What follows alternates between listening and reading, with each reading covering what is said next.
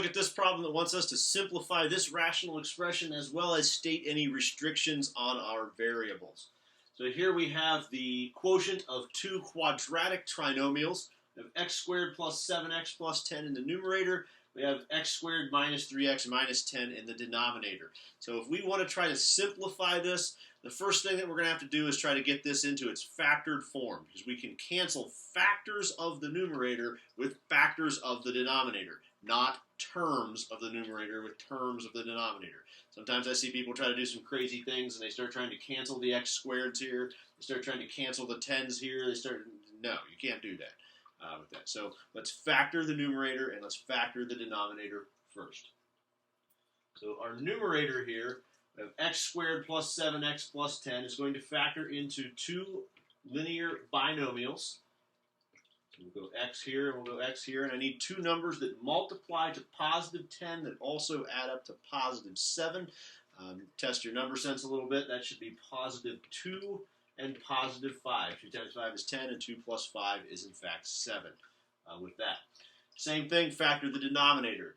This quadratic trinomial is going to also factor into two linear binomials, x in the first spot of each one, and I need two numbers that multiply to negative 10, meaning their signs must be opposite, that also add up to negative 3.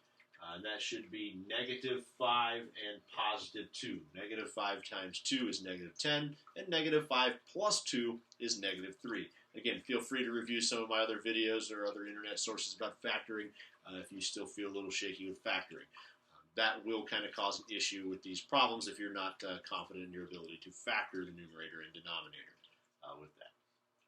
So now that I have this in its factored form, my numerator has two factors, my denominator has two factors. I'm looking to see if I have any common factors in the numerator and the denominator that could get canceled out.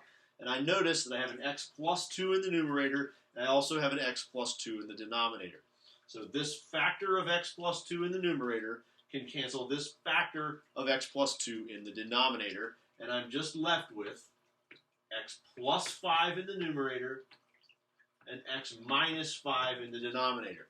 I know those look similar, but they're not the same, and they can't be simplified. They can't be canceled. Don't start trying to do some crazy stuff. Every now and then I see students try to cancel out the x's, and then they try to tell me that positive 5 divided by negative 5 is negative 1.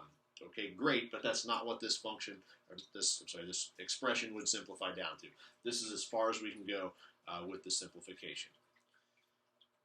So now we got to talk restrictions on the variables. What can x not be? What values of x would make the expression undefined?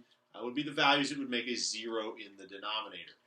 So I go back to where I had my denominator factored, which was right here, where I had the x minus 5 and the x plus 2 in the denominator. I need to know what values of x would make each of those pieces equal to 0. So my restrictions would be x cannot equal, from this one, it cannot equal 5. If x was 5, 5 minus 5 would be 0. That would make a 0 in the denominator. And for this one, it can't be negative 2. Negative 2 plus 2 would be 0. So my two values that x cannot be would be negative 2 from here and positive 5 from there. I always recommend listing, and anytime you're listing numbers like that, list them in order from least to greatest with that. So I said negative 2 and positive 5. So those are my two values that x cannot be, negative 2 and positive 5. Sometimes people ask, like, well, why did you get negative 2? That factor canceled out. True, it did, but this final simplified form of this has to have all the same properties as the original.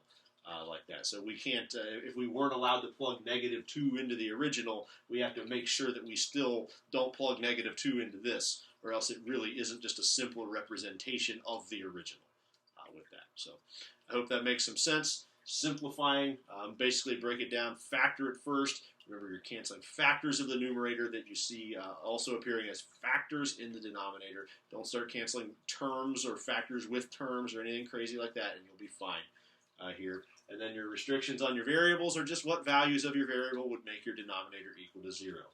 5 and negative 2. Listed in order from least to greatest would be negative 2 and 5. If you have questions, let me know.